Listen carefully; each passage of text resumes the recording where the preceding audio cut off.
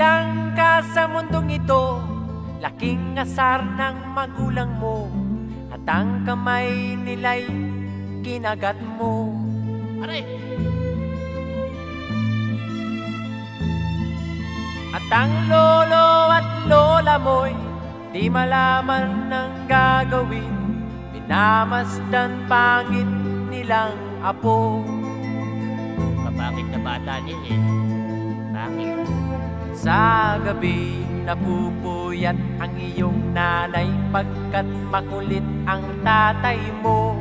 Sige na naman din. Ayoko.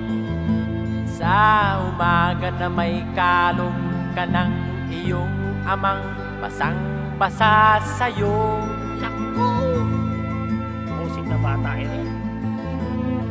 Ngayon nga ay malaki ka na, malaki na rin ng utang mo, manang-mana ka sa tatay mo.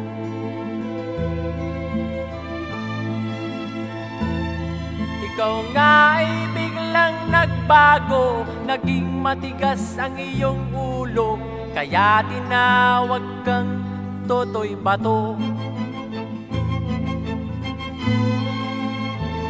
Di mo alam na si Totoy Bato'y tinodas na't binogan ni Boy Pana. Di mo alam na si Totoy Bato'y tinodas na't pinana ni Ben Boga.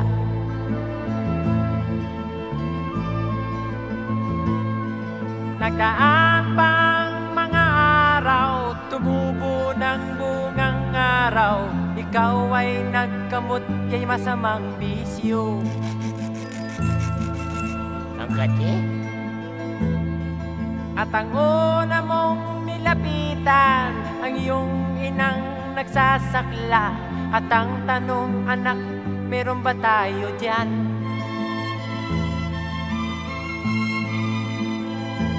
Diyan natatapos ang awiting anak na aming pinalitan.